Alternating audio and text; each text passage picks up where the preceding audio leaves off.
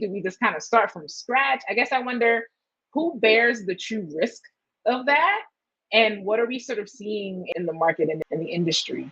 It is organization dependent. I'm seeing some enterprise software companies that are pushing really fast, and that's both integration of AI into their internal processes and into their tools. Obviously, hundreds of thousands, millions of agents have been released in the past year into tools, and I think the utility of those has not been measured appropriately, or when measured appropriately, has found that many of those agents are actually not delivering value. So I think those folks that are taking a cautious approach, for a while, it was just figuring out the technology and doing a lot on their own. And now there's obviously third-party tools have moved so far forward that people are integrating those into background. So you might not know when you go to your CRM software provider that they've actually connected to Anthropic and they're using that as their engine and they have a layer on top of it. But I think those are the bets most people are making now, which is to glom onto one of the bigger third-party providers, integrate it into their tool and derive value from it.